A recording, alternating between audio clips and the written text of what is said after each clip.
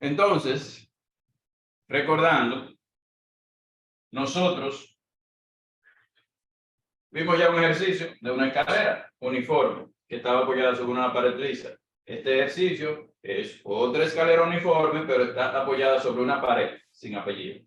Cuando te dan la pared sin apellido, tú asumes que es corrugada la pared. Entonces, como datos, igual teníamos la masa de la pared,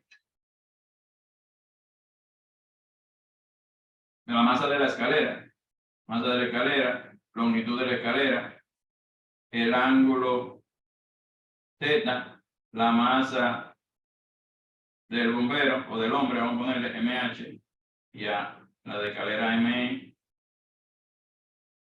y el coeficiente de fricción estática de la pared. Entonces, ya teníamos hecha la primera condición de equilibrio, donde de aquí se desprendía que Fs1 iba a ser igual a la fuerza normal en X. Ahora vamos a la segunda condición de equilibrio, que es que la sumatoria de los torques sea igual a 0. Y lo vamos a hacer en el punto, lo podemos hacer en el punto C también. A mí me gusta trabajar más de izquierda a derecha. Usted lo puede hacer de derecha a izquierda, como usted quiera.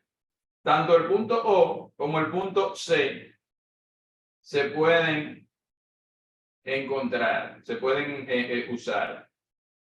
Pero el punto O es más conveniente por la razón de que tenemos el coeficiente de fricción estática de la pared. Y en el momento que nosotros encontremos la fuerza normal recuerden, fricción es mu por la fuerza normal en X. Pero, profe, la fricción no es del piso. No, recuerden, en este ejercicio, la escalera está apoyada sobre una pared sin apellido. Corrugada.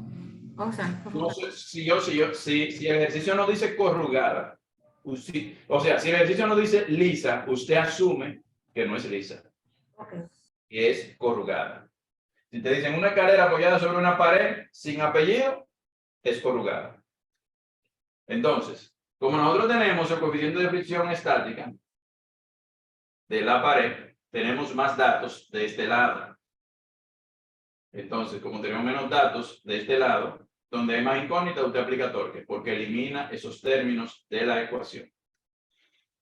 Entonces, de aquí podemos decir que la fuerza de fricción de la pared es igual al coeficiente de fricción de la pared por la fuerza normal en X.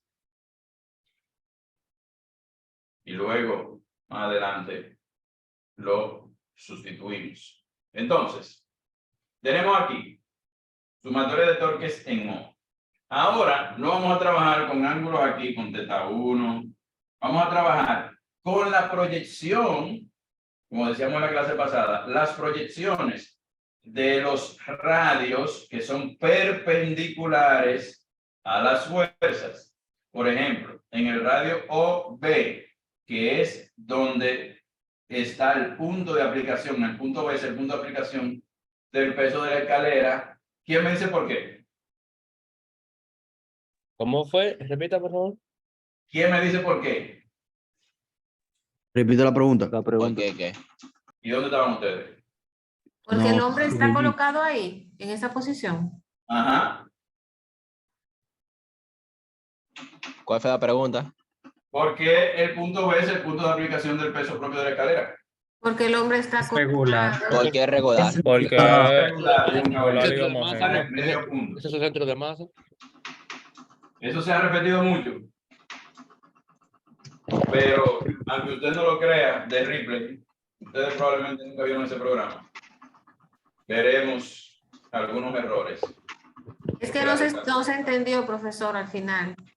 O sea, Lo que se dijo era que el hombre, o sea, comencé diciendo que el hombre estaba colocado en esa posición, pero no se entendió. Hablábamos de que se iban a usar los radios, vamos a hablar de nuevo para que se entienda bien, que son perpendiculares a las fuerzas. Las fuerzas aquí va a ser el peso de la escalera W y el peso del hombre WH, la fuerza de fricción de la pared FSP y la fuerza normal en X, ¿verdad? Esas son las fuerzas. El peso de la escalera está colocado en el punto B, o sea que se trabaja con el radio OB, pero realmente vamos a trabajar con la proyección horizontal del radio OB, que es el radio OA. Aquí, el hombre está colocado a 3/4 de L en el punto E, pero en vez de trabajar con el radio OE, ya que tenemos el ángulo que la escalera se apoya con respecto a la horizontal, que la escalera se inclina con respecto a la horizontal, vamos a trabajar con la proyección del radio OE horizontal. Recuerden, teorema de Pitágoras. Cateto, en este caso, cateto adyacente sobre hipotenusa. Aquí, cateto adyacente OA sobre hipotenusa OB. Cateto adyacente OG sobre hipotenusa OE. En el caso de este triángulo, cateto adyacente OH sobre hipotenusa OC. En el caso de este triángulo de aquí arriba, cateto, en este caso es el cateto opuesto que vamos a necesitar porque es el radio que es perpendicular a la fuerza normal en X. Entonces, cateto opuesto, seno de teta. Cateto opuesto, OD sobre hipotenusa OC. ¿Me van siguiendo? Sí. Lo vamos a calcular. Lo vamos a hacer cada uno. Recordamos que coseno de teta, esta es la forma más rápida de hacer estos ejercicios del plano inclinado. Si usted tiene el ángulo que la escalera o que el plano inclinado que usted está trabajando se inclina con respecto a la horizontal o el ángulo con respecto a la vertical, usted ya trabaja por lo que usted conoce de las proyecciones. Entonces tenemos coseno de teta. En el caso del triángulo OBA, ¿verdad? Es igual a cateto adyacente OA sobre hipotenusa OB. Pero OA se queda como OA porque no lo conocemos, pero OB sí lo conocemos, que es L sobre 2. Entonces sería OA partido L sobre 2. ¿De dónde? OA, que es lo que se busca despejar, va a ser igual a L sobre 2 por el coseno de teta. Y ya tenemos OA. Vuelvo y digo. OA es la proyección del radio que es perpendicular a la fuerza WE. No sería al revés, profesor. ¿Al revés qué? O sea, OB, o sea, OA no sería L sobre 2. ¿Cómo se? No, EOB que L sobre 2. Recuerde. Vamos de nuevo. Coseno de teta en el triángulo OBA, ¿verdad? Es igual a cateto adyacente. El cateto adyacente al ángulo es OA, ¿verdad? OA. Sobre hipotenusa, que es OB. Pero OB es también L sobre 2. Porque es el punto donde se aplica el peso propio de la escalera. ¿Me entendió? Ok, ahora que estaba, lo vi mal. Ok.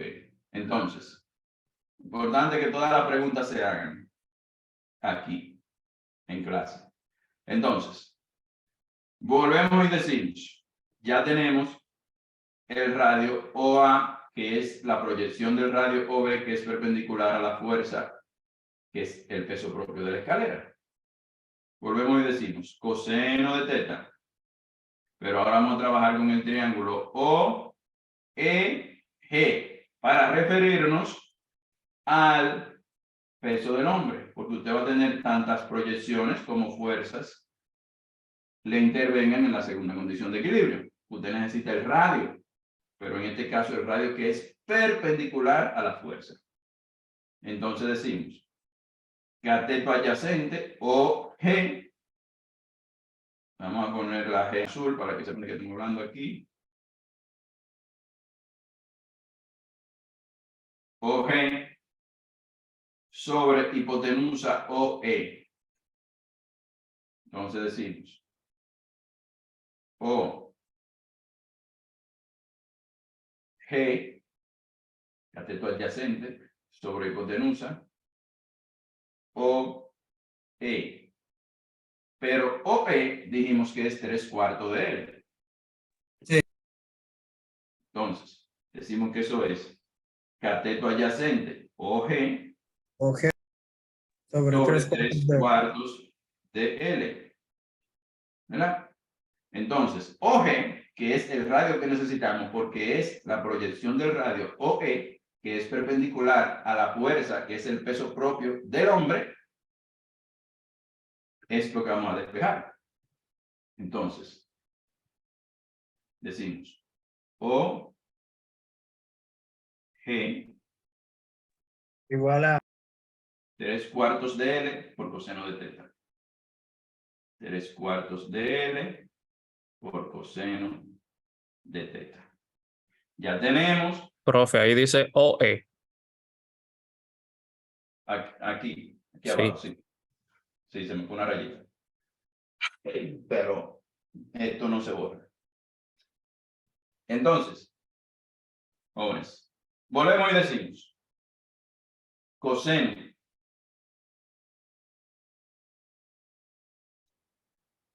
de teta va a ser igual. Hablando ahora del triángulo OCH.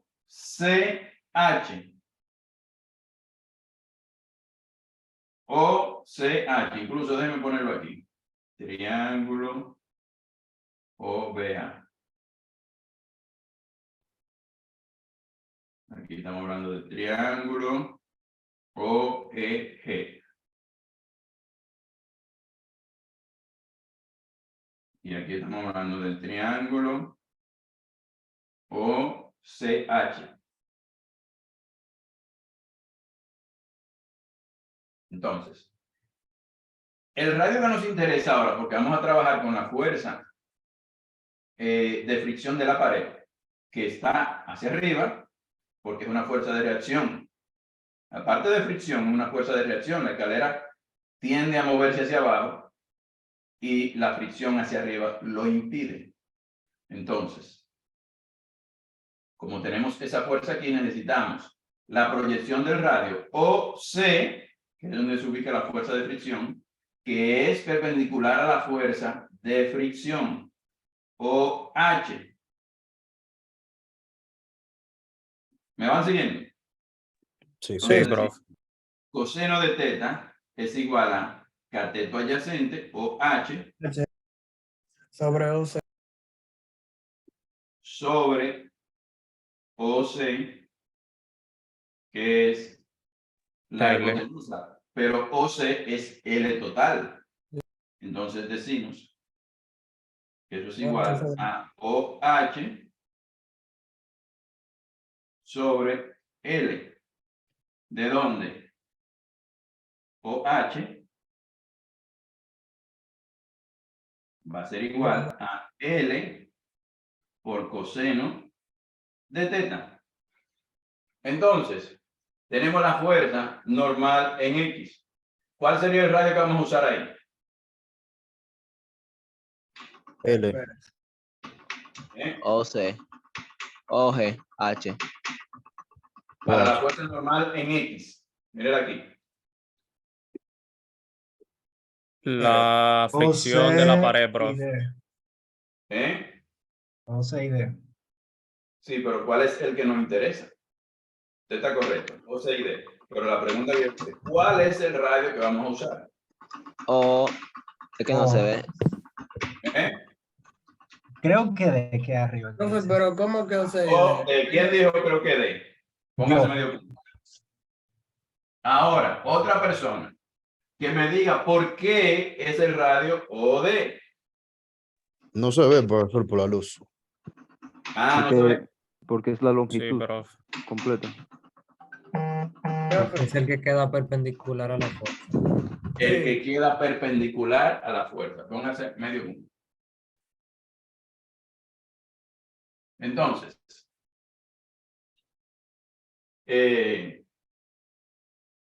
tenemos aquí el triángulo. Vamos a ver si con el azul se ve. Porque hoy yo estoy dando la clase de la oficina. Que las luces no son tan buenas como en la casa. Entonces, el triángulo que vamos a trabajar ahora es el OCD. OCD. Que la D mía un poquito rara. OCD. OCD. Como la fuerza normal en X es horizontal, el radio que nos interesa es el radio que es perpendicular, como dijo su compañero, a la fuerza. Pero en este caso no es coseno de teta, porque OD, que es el radio o la distancia del punto donde estamos apoyados, y punto OD es el cateto opuesto. Entonces, aquí en vez de coseno sería seno seno. de teta es igual a cateto opuesto o D sobre hipotenusa o C. Pero la hipotenusa es L. Porque seguimos en el, no es el triángulo OCH, pero es un triángulo idéntico, porque está arriba. Y sabemos que este ángulo que está aquí es teta, porque son ángulos alternos internos entre paralelas. Entonces decimos que OD, profe, disculpe. dígame, Pero el ángulo teta no es el ángulo que está en el punto O. sí. ¿Y Y por qué? también Pero, es el ángulo que está en el punto C, oh, porque son ángulos alternos internos entre paralelas, entre estas dos paralelas.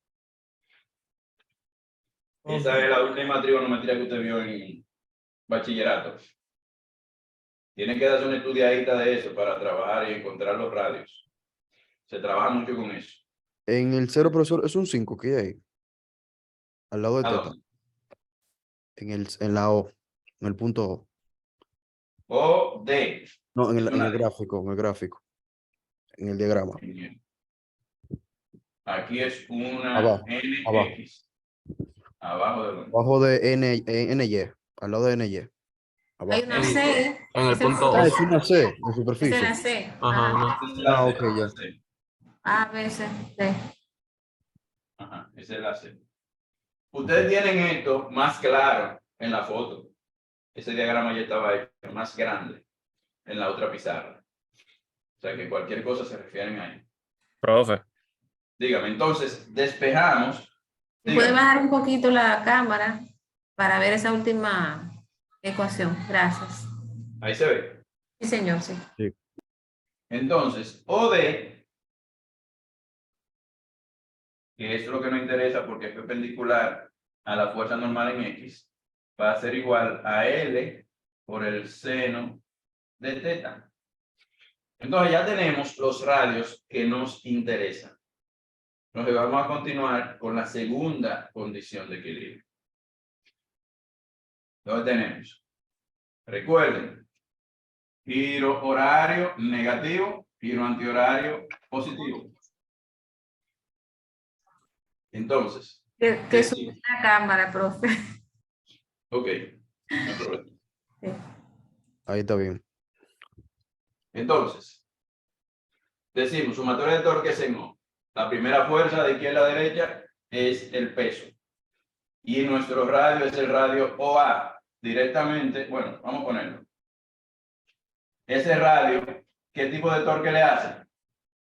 Negativo, positivo. Negativo. No se ve. negativo, negativo. Negativo. Dale, Negativo porque va en horario. OA. Ya eso es clase vieja. OA. que es el perpendicular a la fuerza WE por WE, que es el peso propio de la escalera.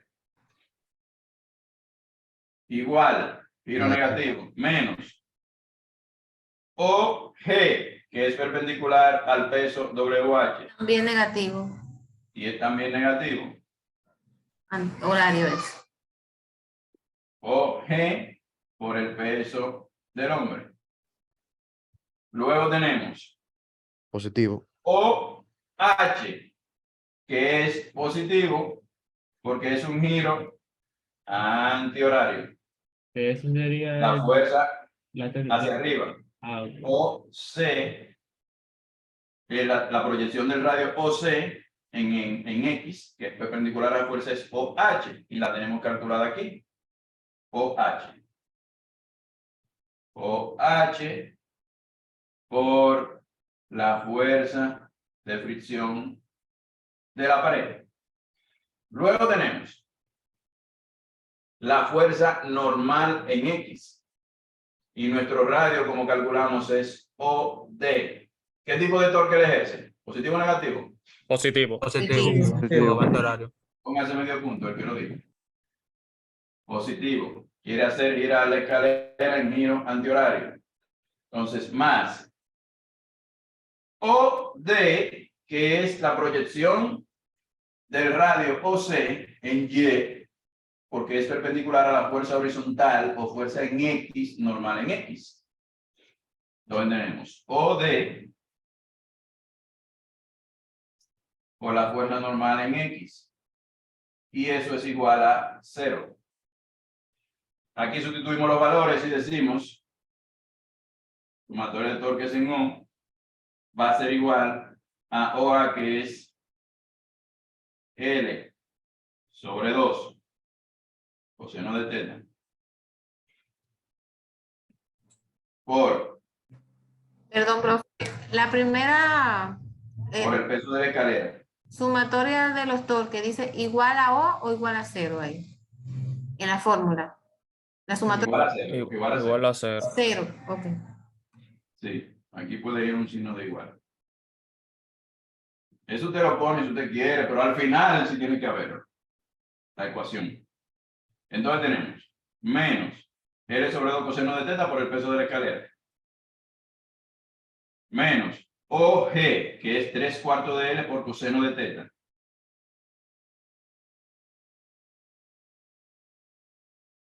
Por el peso del hombre.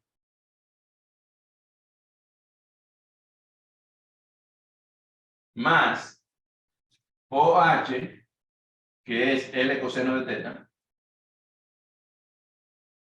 por la fuerza de fricción de la pared, más OD, que es L seno de teta, por la fuerza normal en X, que es igual a 0. Entonces, de ahí, nosotros conocemos la fuerza peso del hombre, peso de la escalera, peso del hombre. No conocemos la fuerza de fricción de la pared y la fuerza normal en X. Pero ¿cómo nosotros podemos quedar con una sola incógnita? ¿Quién me dice ahí? L. Aplicando. No, factorización con la L. No, pero no hay, ninguna factorización. Miren, recuerden que dijimos que la fuerza de fricción de la pared es mu, que es un dato, coeficiente de fricción estática de la pared por la fuerza normal en X. Entonces, si nosotros sustituimos y decimos, reescribimos la ecuación y decimos W, voy a poner la sumatoria de torque, lo voy a poner de una vez igual a 0. W por L sobre 2 por coseno de teta negativo menos W menos 3 W H por L coseno de teta entre 4 más, en vez de fuerza de fricción, voy a escribir aquí L, bueno, voy a escribir mu de la pared por la fuerza normal en X por L coseno de teta. Y siguiendo aquí abajo, decimos más la fuerza normal en X por L seno de teta. Y eso es igual a 0. Ya tenemos una sola incógnita. Entonces, nosotros pasamos hacia allá. Vamos a ver si esta pizarrita no está, si no, eso es aritmética. Ya no es física. Pasamos hacia la izquierda y tenemos que en la derecha nos va a quedar fuerza normal en X, factor común. Estoy sacando factor común, me quedo con estos dos términos en la derecha. Fuerza normal en X por L, factor común. De mu de fricción estática por coseno de teta más seno de teta.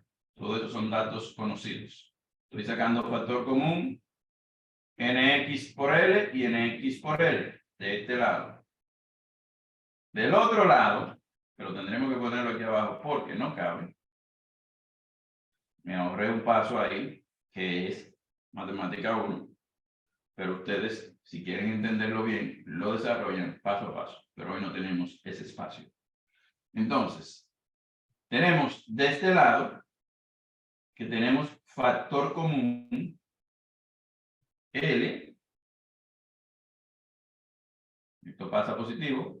Tenemos por este lado WE sobre 2 coseno de teta más 3 WH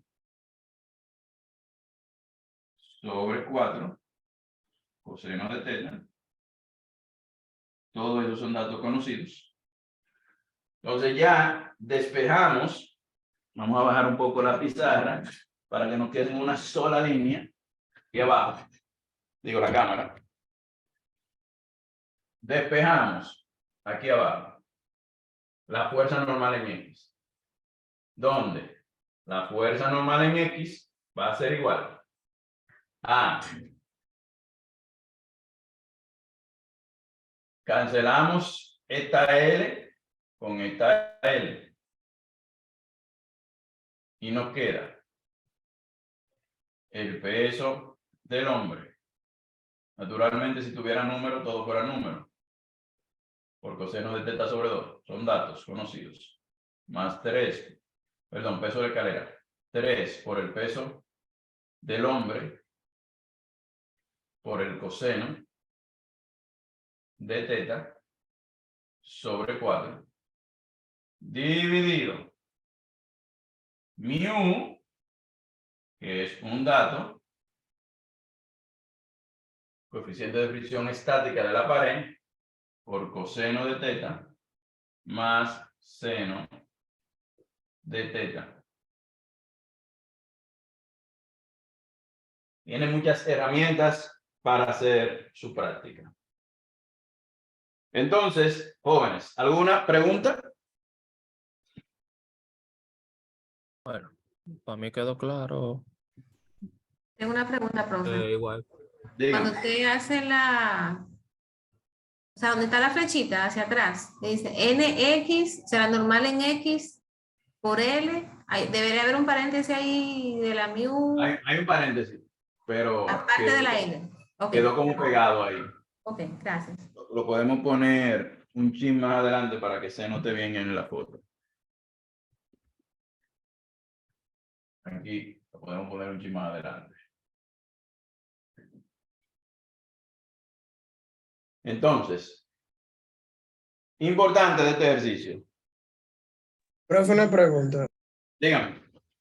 Pero los términos del otro lado tenían L. ¿Qué usted hizo con esas L's? Él lo canceló. Está aquí factor común y está aquí factor común. Ah, ok. Gracias. Cancelamos esta L con esa L. Sí, muy importante que le den seguimiento, sí, al ejercicio. Por si acaso yo tengo un error y se gana un puntico. Ok. Profesor, recuerde enviar la foto por el grupo, por favor. Sí, déjenme enviarla de una vez porque esa es la única.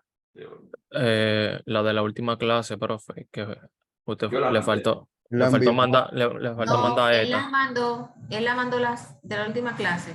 Pero esperen que termine la idea. Anoche. Déjenlo terminar de hablar. ¿Qué usted dice? Termino la idea. Eh, Que me faltó la última. exacto, la del gráfico.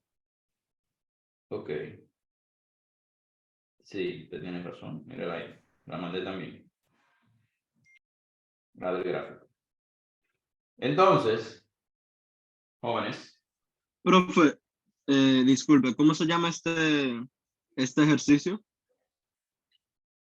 este ejercicio dice un bombero o un hombre está subiendo por una escalera que está inclinada, apoyada en el piso y apoyada en la pared. El hombre va subiendo a una longitud de 3/4 de L, de la longitud de la escalera. La escalera es regular y uniforme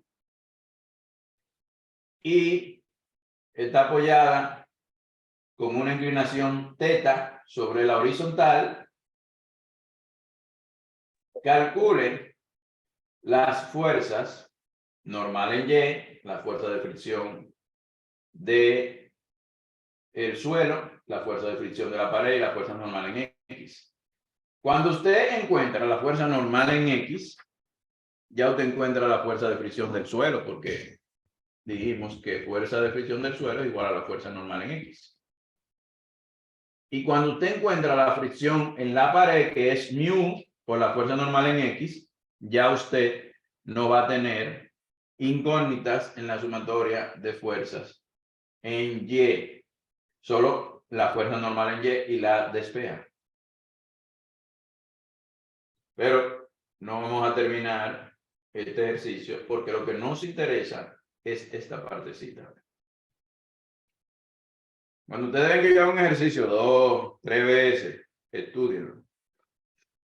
Porque si es importante para mí, debe ser importante para ustedes. Vayan preparándose. ¿Quién va a empezar?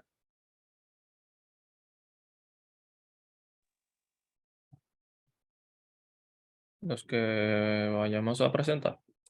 Sí. Profesor, recuerde mandar la foto de hoy, que no la he enviado todavía. Sí, yo creo que la envié. Sí. No, envié la de la clase pasada, pero la de ahora no. Profesor, creo que mi grupo de ciberseguridad e ingeniería civil puede ahora. Lo que estén listos.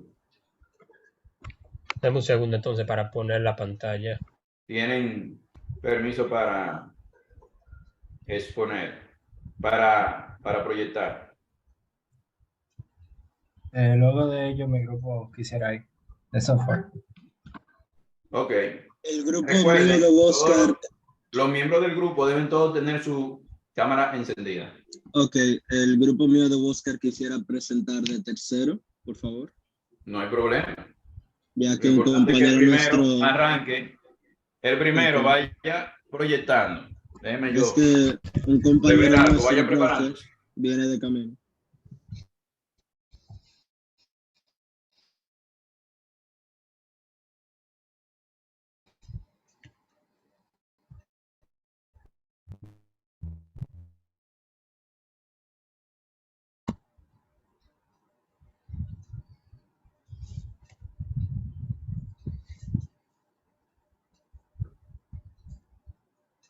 No se me frizó, ¿será?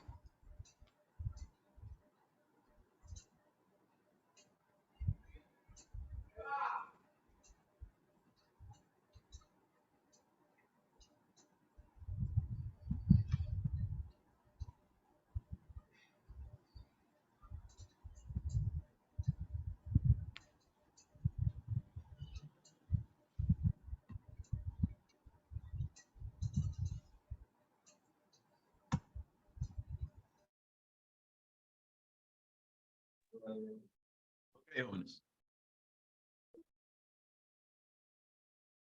Vamos a arrancar.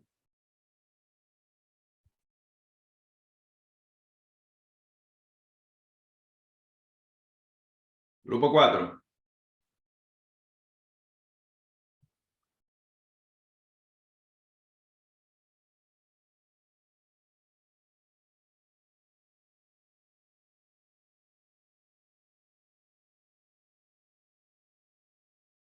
Grupo 4, ¿no me oyen?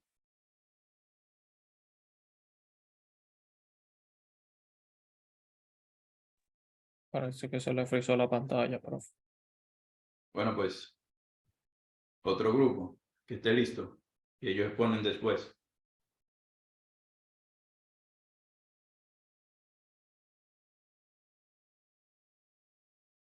¿Quién está listo?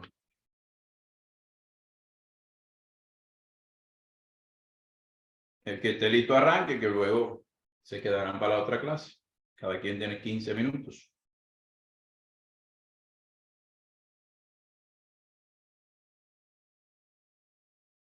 Jóvenes, ¿me Bueno, están profesor, escuchando?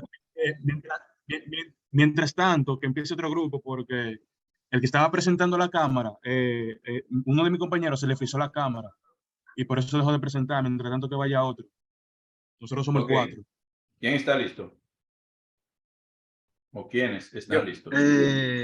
Nosotros, profe, Pues estamos listos. El arranque. compañero Juan debería presentar en un... Tienen permiso todos para compartir pantalla.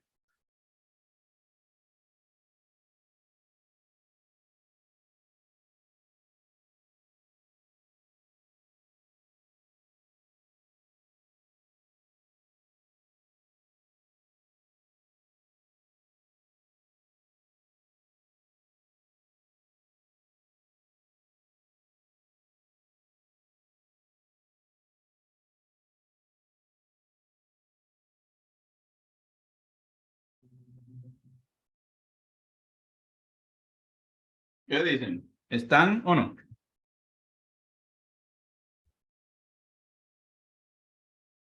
Jóvenes. Sí, profe, estamos. Pues si están. Vamos, el que proyecte primero. Todos están listos. Los que proyecten primero arrancan para que no le quiten tiempo a sus compañeros. ¿Podría yo empezar, profe? Ok. Dele para allá. ¿Cuáles son los integrantes de su grupo?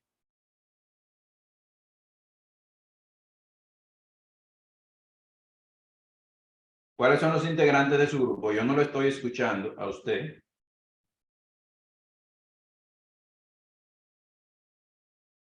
Todos los integrantes de ese grupo deben prender su cámara y deben hablar. Aquí estamos, profe. Los integrantes somos Oscar Luis Matos, Raquel Matos, Nicolás Cuello, Oliver Tavares y Juan Antonio Ramírez. No lo tienen en la presentación los nombres.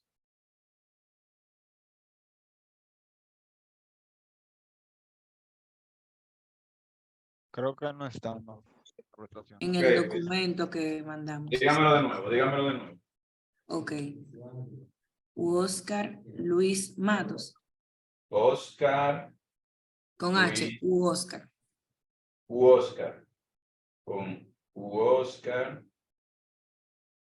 Luis Matos. Dígame la carrera de Oscar. Ingeniería mecatrónica, profe. Mecatrónica.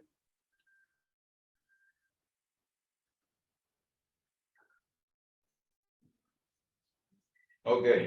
Otro integrante. Está también Nicolás Cuello. Nicolás Cuello. Carrera. También de mecatrónica. Mecatrónica. Oliver Tavares. Oliver Tavares. Igualmente. ¿De qué carrera? Ingeniería mecatrónica. Mecatrónica. Juan Antonio Ramírez, Juan Antonio Ramírez. mecatrónica, y Raquel Matos, que soy yo, que soy la de ingeniería química. La única, Mecatrónica. no, ingeniería química, Raquel Matos. No, está bien. Juan Antonio Ramírez, mecatrónica. Ajá. Mecatrónica. Y usted, Raquel Matos. Ajá. Profe, hay momentos en los cuales mi cámara se apaga porque tiene un problema. Eso sería una inconveniencia. Dígame. Hay momentos en los cuales mi cámara se apaga porque tiene un problema. Eso sería una inconveniencia. No, lo importante es que usted empiece dejándose ver. Y ya. Si se apaga lo que usted está hablando, no hay ningún problema. Ok.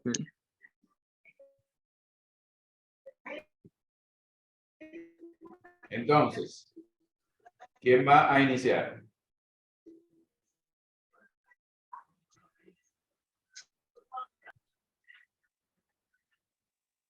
Sería yo. Como veo como que el internet está un poquito lento, Bueno, vamos pues, a apagar a que solo esté encendida la cámara del que va a hablar. Y ya su tiempo arrancó ¿me a escucha, las profe? 9:01. ¿Me escucha? Bueno, pues nuestro grupo ya ha sido presentado. Yo soy Oscar Matos, estudiante de Ingeniería en Mecatrónica, y ahora les voy a hablar de la temperatura y el calor.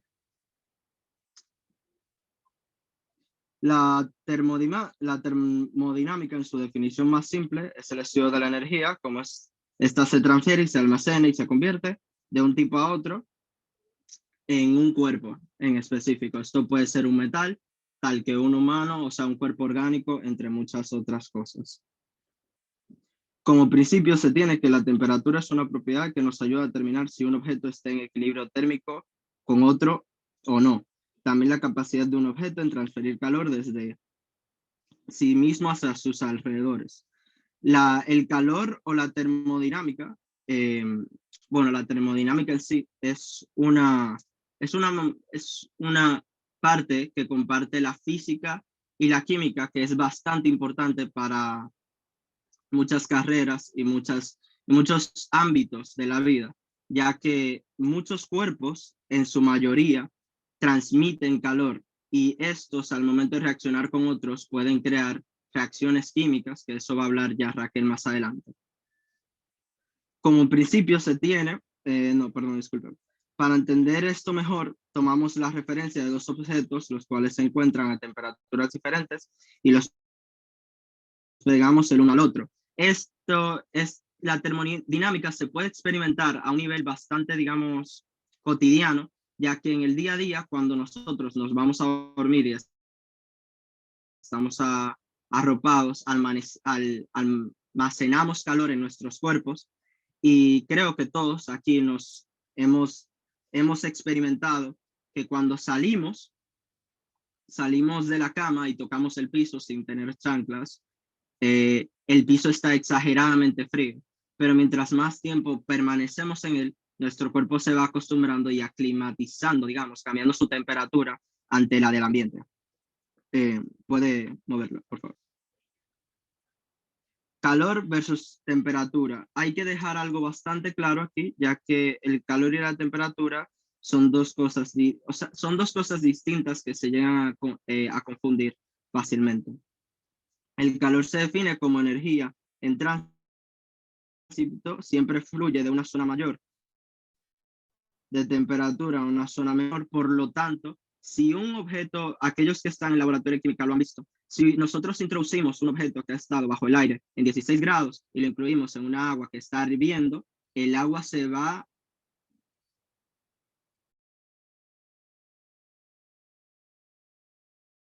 Se cortó. El agua se va. Ahí me quedé yo escuchando. En el agua se va. ¿Me están escuchando ustedes? Sí, lo estamos escuchando. Sí, profe.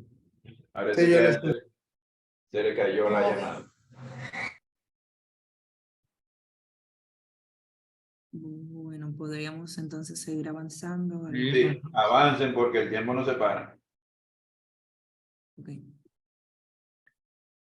Bueno, entonces la próxima parte sería para mí, que viene siendo la dilatación térmica. ¿Me ven? Sí. Muy bien, entonces tenemos que la dilatación térmica es como que la idea de que un líquido o que un sólido se expanda o es decir, se haga más grande o se contraiga o que se haga más pequeño, dependiendo de su temperatura, es algo que no tiene mucho sentido viniendo de una persona que no le habrá dado mucho pensamiento al asunto, que no sea muy conocedora del tema. Sin embargo, apague eso su sucede. cámara para que usted exponga de último, Huáscar. Continúe, Nicolás. Perfecto. Entonces, la dilatación térmica es una característica que poseen prácticamente todos los cuerpos en existencia, ya que estos están formados por átomos que tienen en su mayoría los sólidos, tienen una estructura cristalina, cuya separación metros, o sea, es extremadamente pequeño. Ahora, cuando vamos hablando de aumentarle la temperatura a un cuerpo, estamos hablando de que le aumentamos la energía interna al sistema. Como sabemos, que de hecho lo va a explicar el compañero Oscar más adelante, que esa parte le tocaba a él dar la introducción, los cuerpos tienen una energía interna y los átomos que lo forman están en movimiento constante, a pesar de que el cuerpo parezca fijo. Sin embargo, cuando la temperatura aumenta, el movimiento de estos átomos incrementa y la distancia promedio entre los átomos de un cuerpo también aumenta, lo que causa que el cuerpo se pueda expandir. Esto me habría gustado poder encontrar un video, pero no lo vi hace tiempo. Mostraban esto mismo, que tomaban un puente de alambre de cobre construido amarrado muy rudimentariamente, y tomaban un soplete y lo calentaban por un extremo. Ese estaba fijo de un lado, pero no estaba fijo del otro. Y al calentarlo se observaba que el mismo se expandía un poco. Y luego al echarle agua fría, entonces el mismo se contraía y volvía entonces a su estado normal. Creo que entonces ya podríamos continuar con la próxima persona que hablaría sobre lo que viene siendo a las aplicaciones. Ok, ¿me escuchan? ¿Me ven? Sí. Hello. Ok. Bueno, una de las aplicaciones de la temperatura en la ingeniería mecatrónica sería las cámaras térmicas en robots. Cuando un cuerpo cuando un cuerpo está emitiendo calor, pues también está emitiendo radiación infrarroja. Todos los cuerpos emiten radiación infrarroja, aunque no los podamos ver. Las cámaras térmicas lo que hacen es que capturan esa radiación infrarroja y dependiendo de la intensidad que tenga esa, pues se interpreta como mucho calor o poco calor. Estas cámaras representan el calor mediante los colores que los característicos colores que tienen, que van desde el azul y el violeta, siendo los más fríos, por así decirlo, y van pasando hacia el rojo, naranja y amarillo y blanco, como los más calientes, siendo el blanco el color más caliente de eso. Sí, aquí una imagen de cómo se vería, cómo lo ve la cámara infrarroja, cómo lo interpreta y con los colores característicos de esto. Ya, continúo. Sí, continúa, ya. para otro. Bien, entonces yo voy a dar un chip más rápido porque quedan dos personas por disponer. Entonces, otra forma en la que se puede ver aplicada la termodinámica en la mecatrónica es la disipación de calor en máquinas industriales semiautónomas o autónomas totalmente, que es uno de los mayores enemigos del metal duro con el que están hechas estas máquinas con las que trabajan, es el calor, que dentro de una maquinaria de este tipo se genera bastante temperatura por el trabajo que hacen sus componentes. Entonces, la temperatura media durante el mecanizado puede oscilar entre los 300 y 900 grados centígrados. Entonces, a medida que aumenta la temperatura, la duración de los componentes se reduce bastante y también o sea, eso genera desgaste en tanto en la punta, o sea, los tornillos y cosas así, y los componentes de la máquina. Además de que puede afectar el proceso ya del proceso industrial, o sea, puede afectar el producto que esté haciendo. Entonces,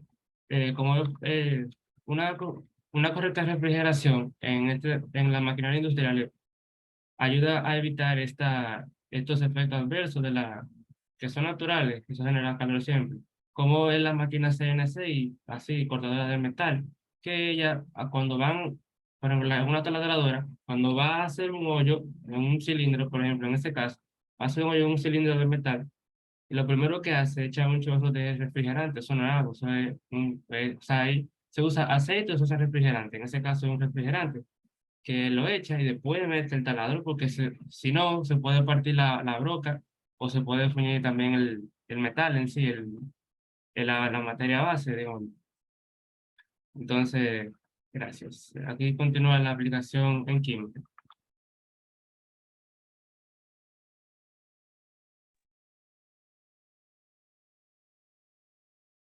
Puedes pasarlo otra vez. Bueno, para ir empezando con lo que es el área de la aplicación química, cabría destacar que la química estudia la transformación de la materia y la energía para beneficiar la sociedad. Entonces, si pueden pasar la diapositiva para empezar a explicar las aplicaciones. La química utiliza la termodinámica para poder estudiar los procesos físicos de la materia.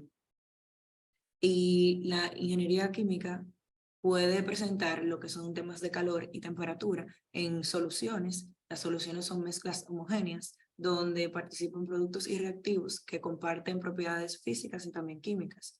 Cuando hay un componente de mayor temperatura, este suele transferir su energía, su calor al otro componente. Y esto puede hacer que haya o que se cumplan una de las leyes de la termodinámica, que son el equilibrio térmico, el principio térmico, el principio de la conservación de la energía y los demás principios que nos presenta la termodinámica. Puedes continuar. El siguiente slide. Entonces, una de las aplicaciones más directas en las que se relaciona ingeniería química y termodinámica son en el motor, la turbina de compresor, que es un motor rotativo que convierte en energía mecánica la energía de una corriente de agua o vapor de agua a gas. Y también está las cámaras de combustión, que es donde se produce la reacción química fundamental para el funcionamiento de un motor. Más la segunda que la primera. Más de la segunda que la primera. Continúa. Entonces, algunas de las industrias en las que podemos ver que se relacionan o que interactúan la termodinámica y la ingeniería química es en la construcción, en la operación y mantenimiento de plantas químicas, en la refinería y en plantas de polímeros y plantas de polímeros y plantas que generan energía. Entonces, dejo a Y usted está mostrando ahí una planta de hormigón también.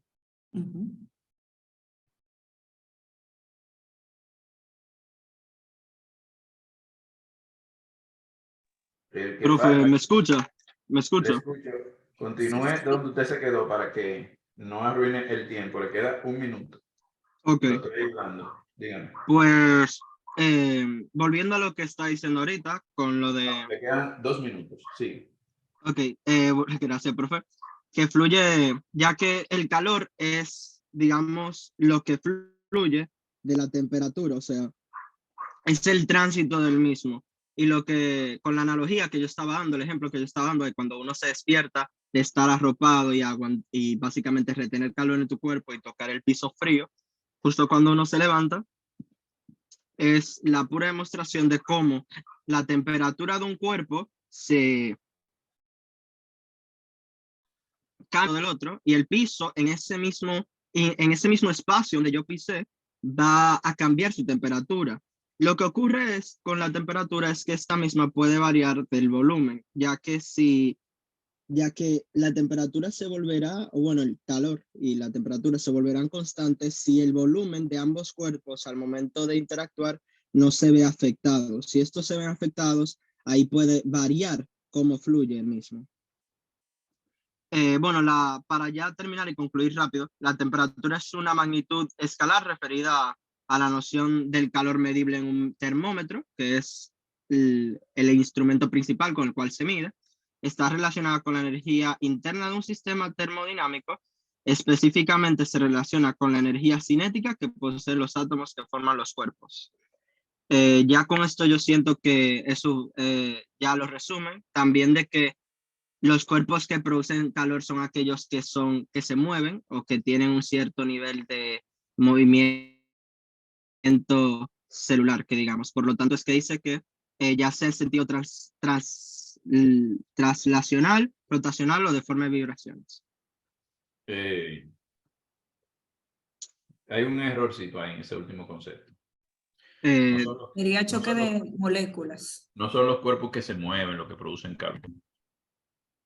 Toda materia tiene una determinada energía térmica que se asocia a la temperatura. Calor o energía térmica es lo mismo. La temperatura es la medida de la vibración de las moléculas de un cuerpo. Aunque el cuerpo esté inmóvil, sus moléculas están en vibración. A mayor aumento de temperatura, mayor aumento de la vibración de las moléculas. Por ejemplo, cuando usted ve una barra de hierro, ¿verdad? Que usted dice que está fría, realmente está a temperatura ambiente. En física frío o caliente no se usa. A temperatura ambiente, esa barra está totalmente sólida. A medida que usted incrementa la temperatura, incrementa la vibración de las partículas, y cuando usted ve que el hierro pasa al rojo vivo y se dice se está derritiendo el hierro, lo que pasa es que está el hierro, lo que pasa es que está aumentando la vibración de esas moléculas. Por lo cual no es las que se mueven. Incluso la temperatura a la cual hay cero vibración es una temperatura totalmente teórica, que es el llamado cero absoluto. Que equivale. Donato, ¿tú tienes una música ahí? Apágala. Que es el cero absoluto, que es menos 273 grados Celsius o 0 Kelvin. Pero en general, salvo ese pequeño errorcito, les fue bien, les hubiese ido mejor. Muchísimas gracias, profe, por la Tenido un aclaración, por si videíto. acaso. Recuerden que eso se valora, pero manejaron bien su tiempo y sus contenidos. Profe, una preguntita. Gracias. Dígame. Yo recuerdo que usted mencionó cuando estaba explicando la exposición como un tiempo ideal para el video. ¿Cuánto era ese tiempo? Miren, a veces, si el video es muy bueno, se le chancea con el tiempo. No me traigan un video disparatoso. Traigan un video que aporte. No se preocupen tanto por el tiempo del video. El video normalmente es a final de la exposición, aunque en algún momento pudiera ser en el medio de la exposición. Pero no se preocupen por el tiempo, sino por el buen contenido del video. Ok, gracias. Excelente aclaración, profe. Sí.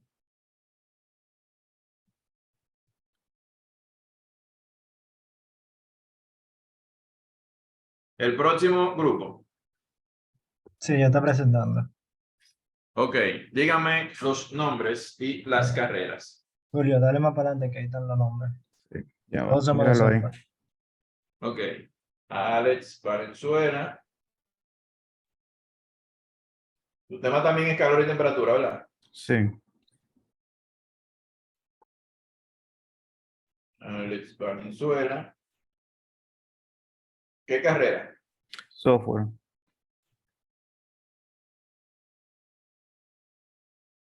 Julio Guerrero. ¿Qué carrera? Software. Los 5 somos software. Oh, muy bien. David Solano. De software también.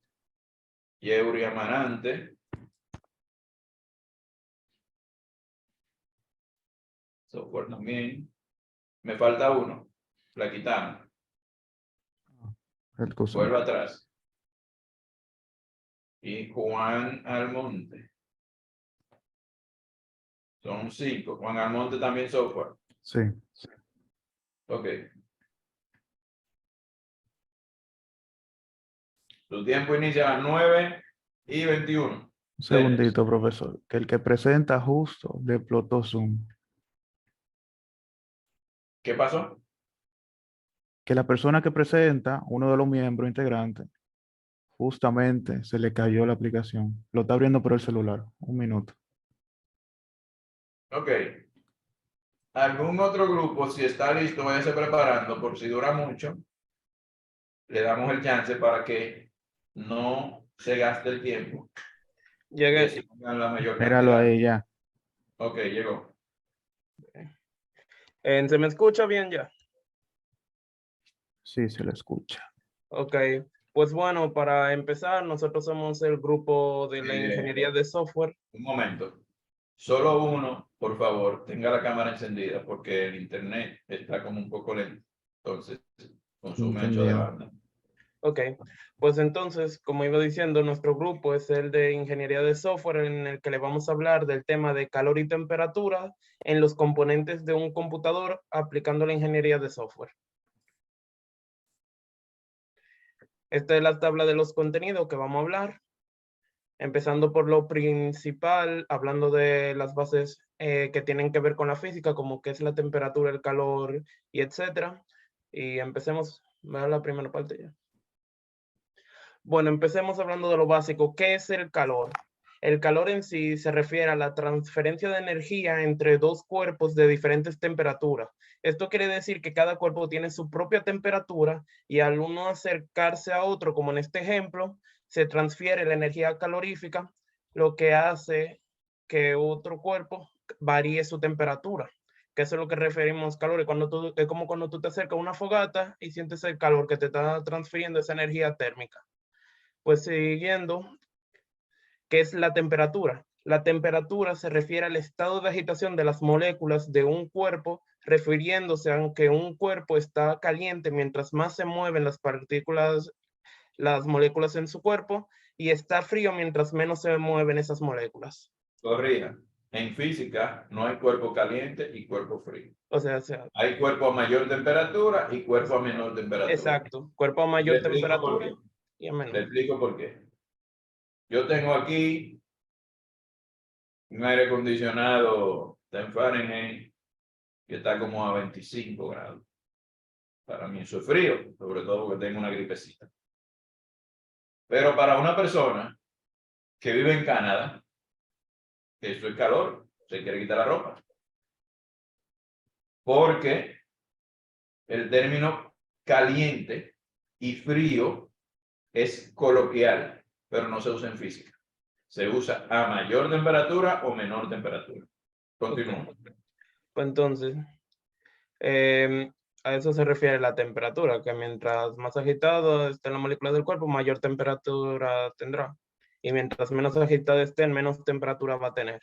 Pues siguiendo, empecemos con las leyes de la termodinámica, que la termodinámica es la rama de la física que estudia las acciones mecánicas del calor y otras formas semejantes de energía, empezando con la primera ley que nos cuenta que la energía se conserva, no se puede sacar de la nada. Por ejemplo, si quieres que un gas se expanda para empujar un pistón, esta energía debe o bien tomarse de la energía interna del gas, o lo que reducirá su temperatura, o bien debe introducirse el gas en forma de calor. Siguiente. La segunda ley. En la segunda ley cuenta que cualquier proceso termodinámico aumentará la entropía del universo, lo cual quiere decir que aunque se logre reducir la entropía de un sistema, esto causará que aumente la del universo. Y para los que preguntan qué es la entropía es la magnitud termodinámica que indica el grado de desorden molecular de un sistema. Y pasamos con la siguiente.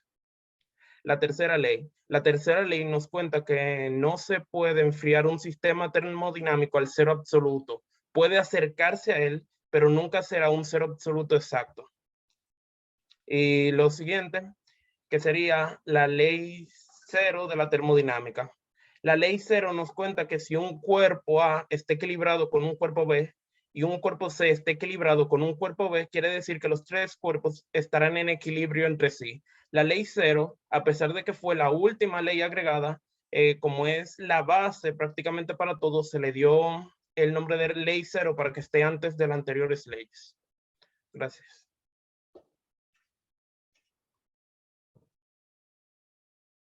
¿Por qué los componentes de un computador generan calor? El calor dentro de un computador se debe al paso de la electricidad por los componentes de este, mientras la electricidad navega por los diferentes circuitos. Un poco de esa energía se va perdiendo y se vuelve calor. Por igual, se va generando calor debido a la resistencia dentro del circuito. Componentes como el procesador, la GPU, van incrementando su voltaje dependiendo del nivel de uso que reciban en el momento, por lo que no son componentes que más calor generan dentro del computador. Perdón, por lo que son los componentes de los cuales se generan más calor dentro del computador, necesitando de sistemas de enfriamiento que activamente disipen el calor de estos. Los componentes que se encargan de manejar el voltaje que utiliza en el computador, como lo son el power supply, o sea, la fuente de alimentación, o los VRM, los reguladores del voltaje, suelen generar suficiente calor como para necesitar sistemas de enfriamiento para su regulación. A continuación veremos cómo estos afectan, por qué generan calor estos sistemas. Julio. Sí. Un segundito. Mi cámara.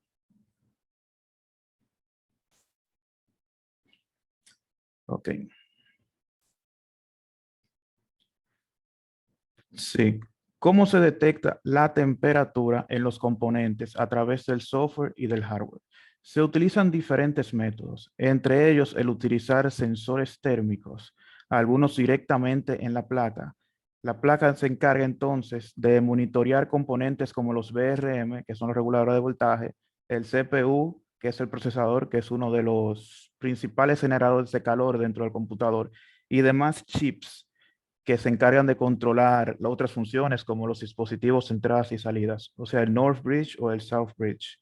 Sin embargo, los demás componentes del computador suelen traer dentro varios sensores para controlar su temperatura de manera individual, como por ejemplo el CPU, que puede traer uno, puede traer dos, dependiendo de la cantidad de núcleos que tenga el CPU. O sea, dentro, como usted puede ver en la imagen, en la que sigue, se va a ver la forma en la que se compone un CPU, y en cada uno de esos que son núcleos hay sensores diminutos. Cada uno se encarga de tomar la temperatura de esa área en específico, que es, son de lo más chiquito posible, son pelitos. Y entonces con esa temperatura individual de cada uno se encarga de decir, ese está muy caliente, vamos a trabajar con el otro. Esos sensores individuales van trabajando. La temperatura está alta. Exactamente. Me corrige. Está más caliente, vamos a dejar de utilizar ese, vamos a utilizar Esa otro. temperatura está más alta. Más alta. Entonces, esto también ocurre, aparte del CPU, con el GPU, que es otro procesador, pero es un procesador que se encarga de la parte gráfica. Entonces, que se pasó a la siguiente. Entonces, sin embargo, los sensores no son de confiar al 100% al momento de tomar medidas. Hay compañías que no usan sensores, que usan algoritmos que trabajan en base al voltaje que le van enviando al equipo. Puede ser un procesador, puede ser una GPU. Compañías como esas son AMD. Entonces yo voy a seguir con mi compañero Yeuri a una segunda parte. Ok, entonces ahora veremos cómo afecta el calor a los componentes de una computadora. Los síntomas y problemas generados por la alta temperatura que generan los componentes puede llegar a ser muy dispares, ya que estos dependen de cada componente afectado y de la intensidad y continuidad con la que se produzcan los excesos de temperatura. El calor excesivo, por encima del valor seguro proporcionado por el fabricante, trae consigo varios efectos dañinos que, en algunos casos, pueden ser permanentes para el computador. Entre estos está la posible alteración física o química del componente, que sin entrar mucho en detalles, puede cambiar la microestructura del componente y hacerlo comportarse de una manera completamente diferente a lo usual. En el aspecto eléctrico, el calor reduce la resistencia eléctrica de los componentes, aumentando la corriente que pasa por ellos, lo que es sumamente peligroso para el componente porque cualquier cambio en el voltaje puede ser fatal para el computador. Además, el computador es capaz de reaccionar a los cambios de temperatura gracias a medidas de seguridad en el software del equipo, por lo que la toma de medidas para evitar daños es permanente a este. Sin embargo, estas medidas resultan en pérdida de rendimiento ya que limita el voltaje dentro de los componentes para reducir el calor que estos generan. En casos extremos, el software del equipo es capaz de apagar el equipo para evitar posibles daños permanentes. Hasta aquí nuestra parte. Ahora nuestro compañero David seguirá con el resto. Bien, yo estaré hablando de cómo se controla la temperatura en un computador a través del software y el hardware. Para controlar la temperatura en la computadora, los componentes utilizan sistemas de refrigeración y disipación de calor, las cuales gestionan el calor de manera distinta. Componentes como la CPU y la GPU emplean un conductor térmico y también un disipador en conjunto para la reducción del calor que estos generan. Cuando hablamos de disipador, estamos hablando de un componente que usa un elemento activo como un ventilador o un elemento pasivo como aletas de aluminio para extraer el calor a través del aire. En el caso de los ventiladores, estos aumentan su potencia dependiendo de la cantidad del calor que éste genere en el componente donde éste esté instalado. También existen diferentes tipos de sistemas de refrigeración que reducen el calor del computador completo. Varios ejemplos de estos son los sistemas de inmersión líquida, donde los componentes son adentrados en un líquido con conductividad eléctrica muy baja, como el aceite mineral o el agua destilada, que mantienen el PC a una temperatura normal o ambiente por el intercambio de calor entre cada una de sus partes. Bien, si nos enfocamos en el software ahora del computador, este también ayuda en esta parte y una de las acciones más importantes que hace es reducir la potencia de los componentes para así reducir el voltaje utilizado y de la misma manera generar menos calor. Estas instrucciones las suele emitir el software cuando detecta niveles de calor muy altos por la alta producción de sus componentes. En casos de emergencia, como dijo mi compañero Jerry, el sistema puede apagar los componentes de manera forzada para evitar daños irreparables a ellos. Esto también pasa cuando se detecta que algún ventilador o un disipador está dañado y así se protege automáticamente. Bien, los dejo ahora con mi compañero Alex. Bien, para finalizar, el computador se apoya de algunos componentes que le permiten mejorar la continuidad de la temperatura entre lo que es el procesador o la GPU y el disipador. Para eso utiliza un conductor térmico que es el que permite el intercambio de temperatura entre un ambiente u otro. El primero que les hablaré es de la pasta térmica, que esta sería una vasilla principalmente formada por componentes cerámicos, la cual se aplica en la parte superior del procesador o de la tarjeta gráfica, y esta permite sellar el espacio entre lo que es el procesador o la tarjeta gráfica y el disipador. Esta es la que normalmente encontraremos teniendo como punto negativo en que tiene una poca eficiencia de transferencia de tiempo luego de que pasa cierto tiempo después de habérsela puesto. El siguiente es el metal líquido, Este funciona de manera similar a lo que es la pasta térmica, teniendo como diferencia lo que es la composición y las propiedades que esta tiene, que es siendo su principal componente el galio, la cual tiene una mayor conductividad térmica, teniendo un total de hasta un total de 52 metros Kelvin, a diferencia de lo que es la pasta térmica, que solamente es de 0.5 metros Kelvin. Por último, se encuentra lo que son los packs térmicos, la cual tienen básicamente la misma funcionalidad que los anteriores, pero esta se diferencia en que es un poco más fácil de utilizarse y que también la conductividad térmica es menor a las anteriores. Esta generalmente se utilizan cuando las personas quieren hacer esto de manera más rápida y se usa más en un entorno industrial. Ya para finalizar, dentro de las computadoras, el control del calor es fundamental y siempre se tiene que llevar a juego en lo que es la parte del software y el computador. Y es gracias a la combinación de ambos que un computador puede tener un trabajo eficiente dentro del mismo. Entonces, eso sería todo por nuestro grupo. Muchas gracias por su atención. Bueno, muy buenas las aplicaciones. Justamente le dieron los 15 minutos. El próximo grupo.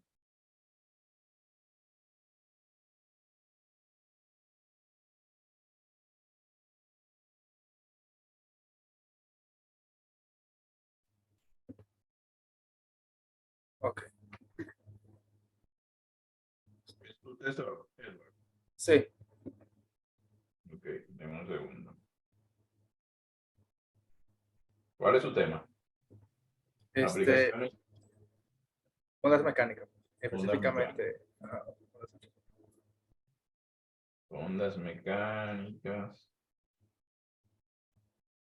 Ondas ultrasónicas. Ok, entonces, Edward Toribio.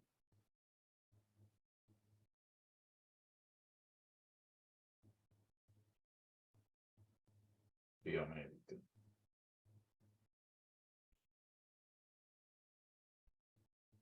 Y 38, comience su tiempo.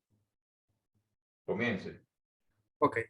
El tema que elegí fue la onda mecánica, específicamente las ondas ultrasónicas. Para entrar un poco en contexto, les voy a hablar sobre qué es mi carrera, cuál es ingeniería biomédica. Básicamente, la ingeniería biomédica es una rama de la ingeniería, la cual se encarga de la aplicación de los principios tecnológicos aplicados al campo de la medicina. La biomédica utiliza fundamentalmente para la creación de dispositivos, de la creación y fabricación de dispositivos médicos, prótesis, equipos médicos, dispositivos de diagnóstico y de terapia. También se encarga de la administración y gestión de los recursos técnicos del sistema hospitalario. Como dice esta definición, en resumen, la ingeniería, la biomédica busca esa relación de la ingeniería con la medicina. Ahora,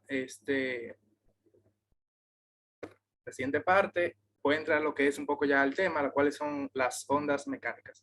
Básicamente, las ondas mecánicas son ondas ocasionadas o producidas por una perturbación que requiere un medio material para su propagación. Cuando digo a este medio, me refiero a ese medio puede ser líquido, sólido o gaseoso. Como pueden ver en esta imagen, creo que ya todos conocemos la parte de una onda, la cual está la longitud, la cual va de cresta a cresta, de cresta a cresta, cuáles son estos puntos, que son los puntos máximos de la onda. En los ciclos, lo vemos aquí, y la amplitud es esta, y la dirección de la onda es esta flecha que va hacia la derecha. También lo que es la frecuencia, lo cual es... Un momento, la longitud de onda, no solo de cresta a cresta, también de valle a valle, que es de la parte inferior, que es de aquí. Y cualquiera dos puntos que estén en fase, o sea, cualquiera dos puntos de la onda, también. Que hay una diferencia entre ellos de 360 grados, ahí hay una longitud de onda.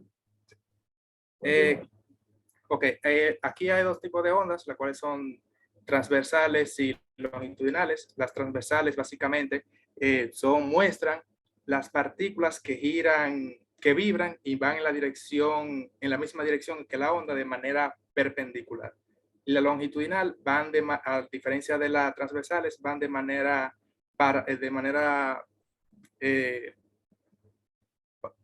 Vamos a corregir. La Las longitudinal. transversales, usted confundió ahí algo. Las transversales, sí, como usted dijo, se trasladan de manera perpendicular a la dirección de la órbita. En la misma dirección de manera perpendicular, ¿no? Sí. En la misma dirección van las longitudinales. Sí, las transversales se trasladan de manera perpendicular a la dirección de la onda. Continúen. Y las longitudinales de manera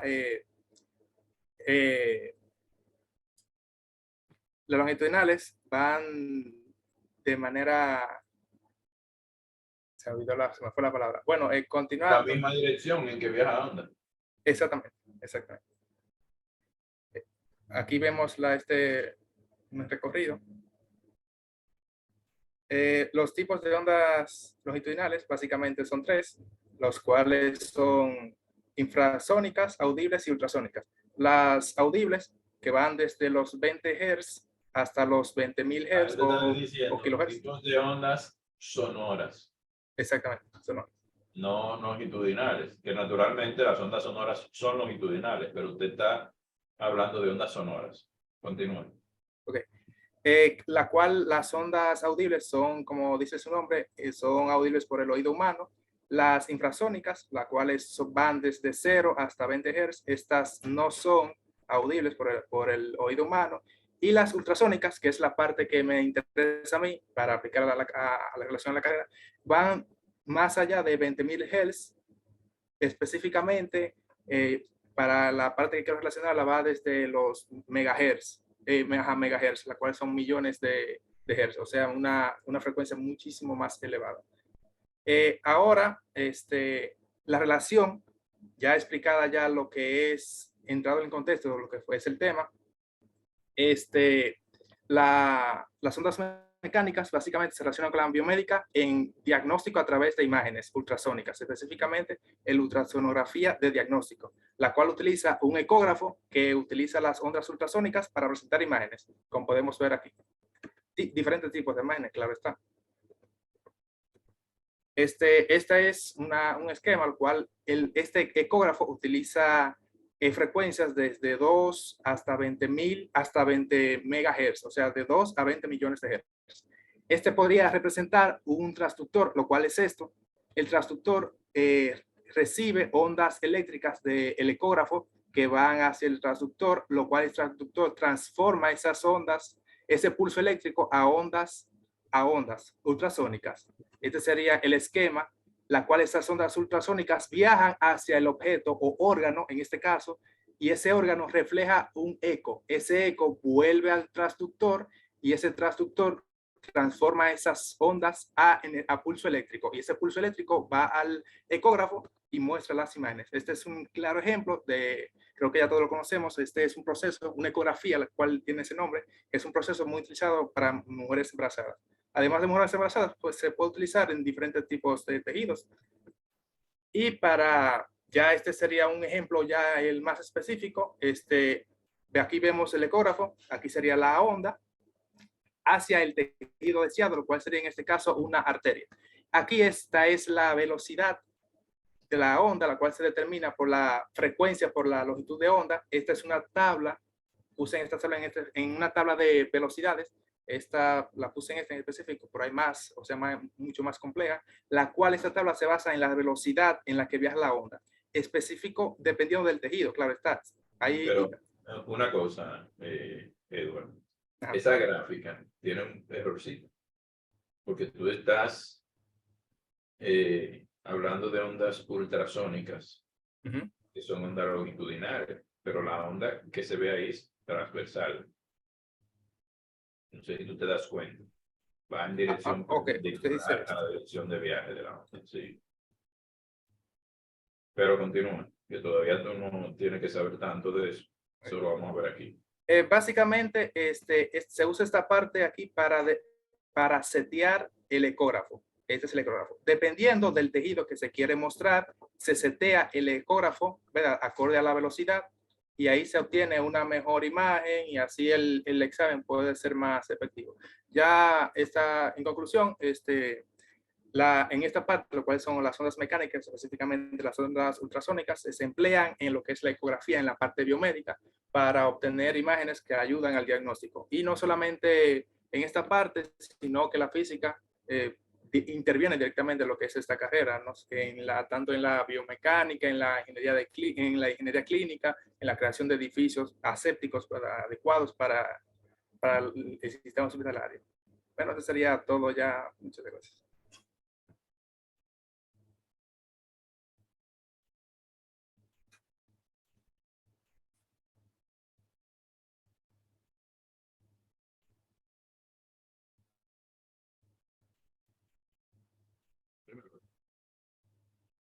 Ok, ya. ¿Se me escucha? Ok. Sí. Ok. Sí, le escucho. Ok, ya entonces eso sería todo. Ok, hay tiempo para un solo grupo. Sí, profe. Próximo. ¿Aló? Sí, dele. Ok. Dame un momento, profe.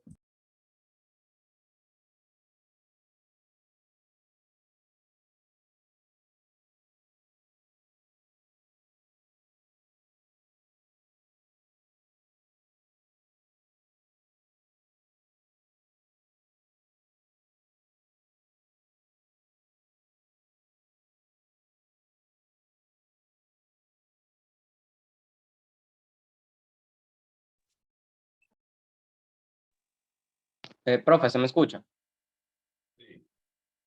Son dos. Sí, solamente somos dos.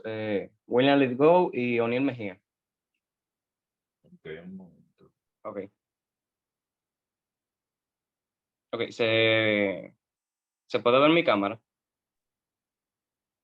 Sí, sabe. Ok. Buenas noches. Mi grupo está conformado por mi persona, Ambos son William de Lithgow. aeroespacial. Sí, ambos somos de Ingeniería Aeroespacial y nosotros les vamos a hablar sobre las aplicaciones que tiene la mecánica de fluidos en nuestra carrera. Entonces, vamos a empezar. Primero vamos a ver qué es la ingeniería aeroespacial y también vamos a ver qué es la mecánica de fluidos y luego vamos a ver las aplicaciones que tiene en nuestra carrera.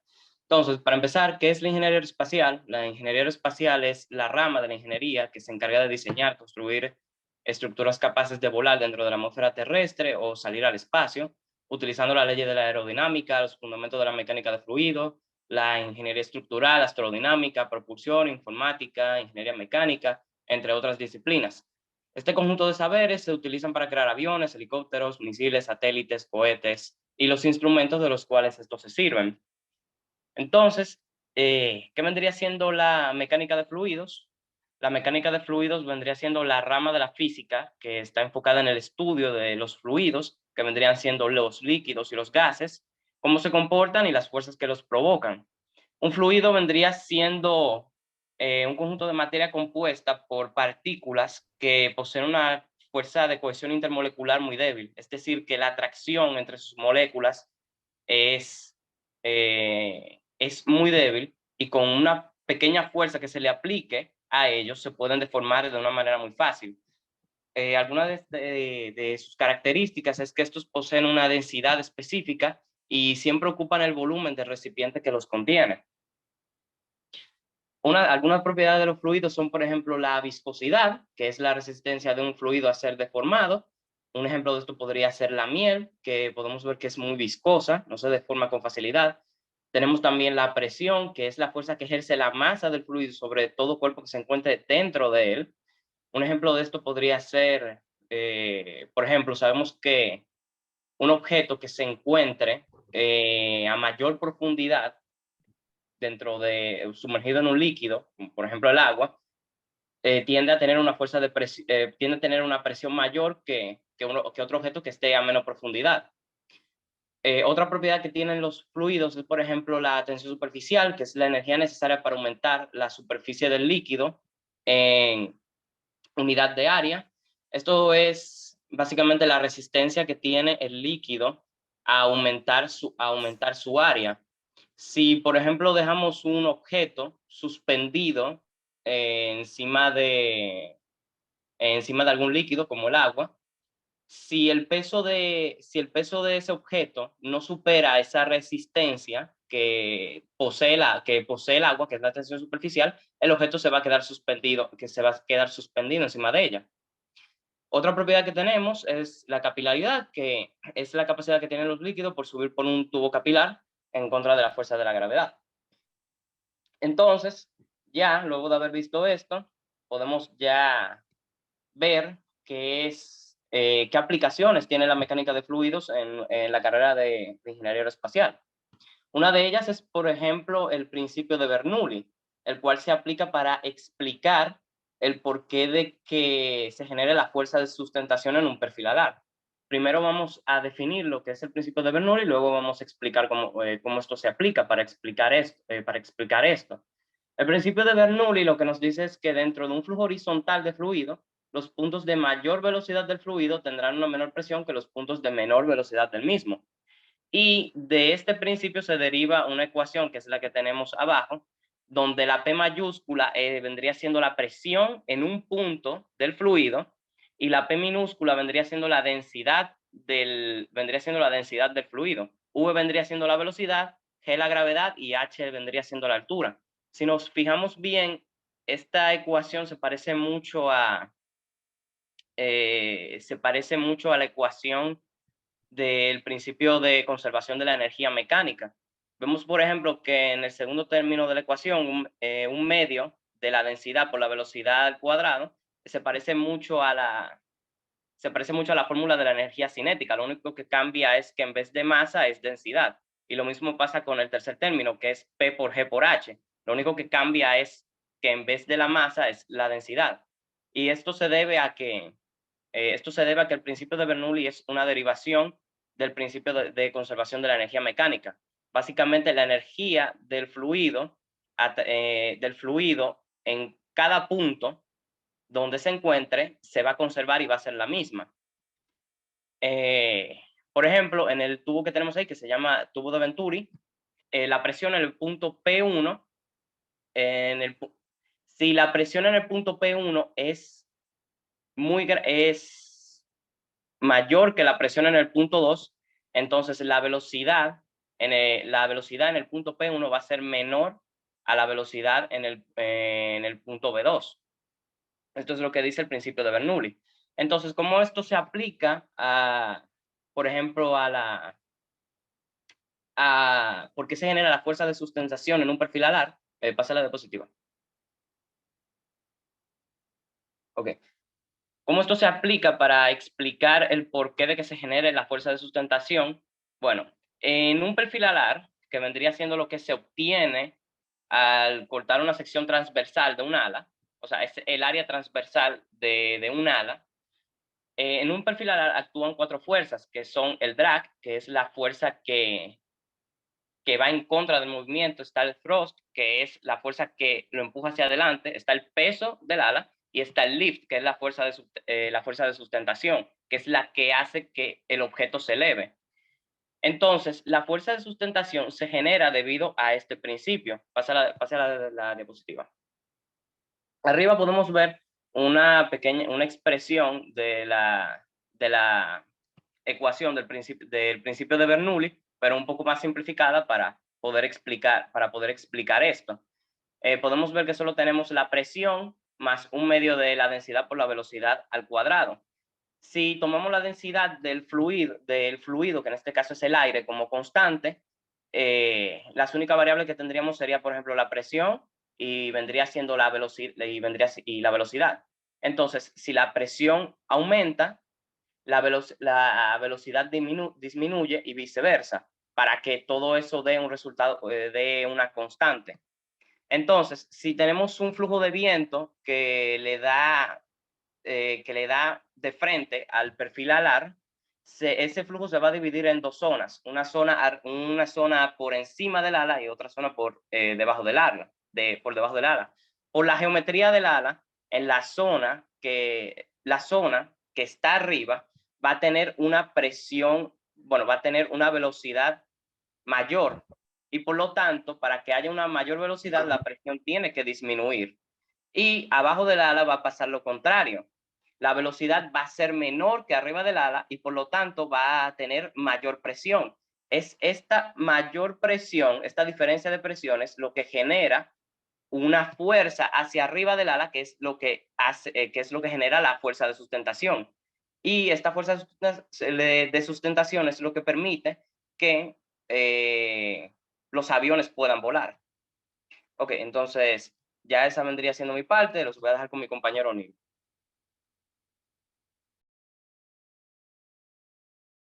Le quedan 5 minutos. ¿Se ve y se escucha bien?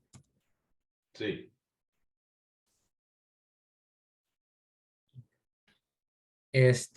Yo, dentro de la mecánica de fluidos, decidí especializar un poco más la hidráulica, que es una ciencia que combina química, mecánica, ingeniería y otras cosas más para aprovechar las propiedades de los líquidos a su favor, en resumidas cuentas.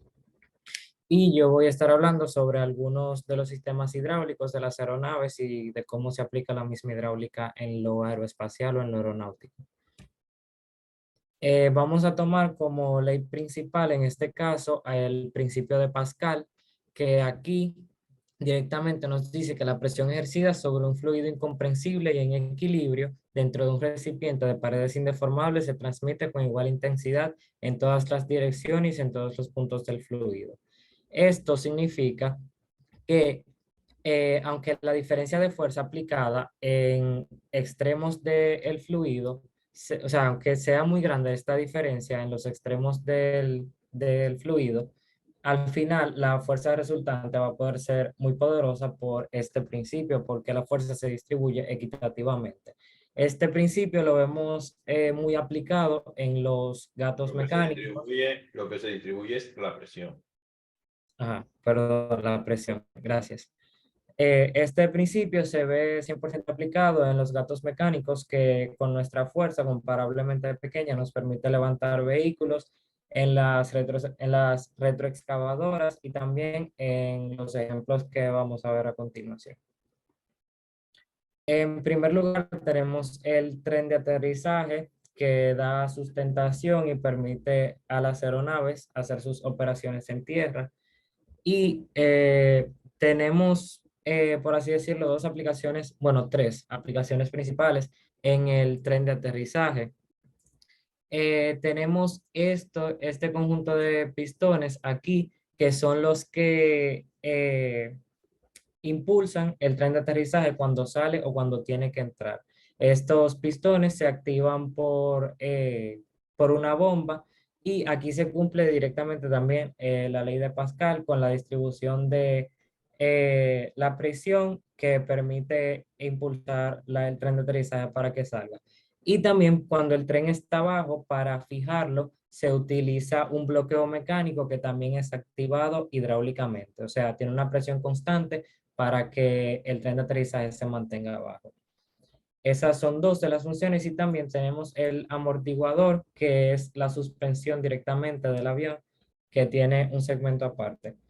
Generalmente aquí no trabaja solamente la hidráulica, sino también la parte de fluido de aire que se trabaja en conjunto. Hay una cámara de aire a presión y una cámara de fluido hidráulico, el cual, cuando el avión despega, está compuesto de dos cilindros, un cilindro interior, como se ve en el esquema, y un cilindro exterior. El cilindro exterior, perdón. Me queda un minuto. Okay. El cilindro exterior está conectado al fuselaje del avión y el interior a las ruedas. Cuando el avión despega, el cilindro interior baja, haciendo que el líquido pase a la cámara de aire. Y viceversa cuando el avión aterriza, absorbiendo el impacto. Y por último tenemos los flaps o alerones que están activados que dan sustentación al ala en diferentes momentos, tanto en el despegue como en el aterrizaje. Y aquí el principio de Pascal se da cuando se activan, cuando se extraen o se retraen los flaps, porque estos son activados por pistones hidráulicos. Hay dos sistemas de pistones, uno interior y uno exterior, que permiten activar diferentes funciones que permiten activar diferentes funciones de los flaps. Lamentablemente el tiempo fue corto, pero creo que todo se resumió bien. Gracias. Ok. Buenas aplicaciones. En serio que solo eran ustedes dos, porque no le iba a dar tiempo. Recuerden los demás que deben ensayar, si son 5 gente, de a 3 minutos. Pero, porque si se pasan, pierden puntos. Nos vemos, si Dios quiere, el lunes. Nos vemos, Profe, yo tengo una pregunta. Dígame. Eh, profe, pasó buena noche. Igualmente. yo quiero implementar a mi presentación lo de onda de radio. Yo quiero saber si es posible, aunque no esté, o sea, lo que vamos a dar en el libro es ondas mecánicas. Yo quiero saber si yo puedo. Y también vamos a dar ondas electromagnéticas. Ok. Está bien, entonces. Voy a agregar eso a mi presentación, entonces. Gracias, profe. Pasen buenas noches. Igualmente, pasen buenas. Vayan con Dios.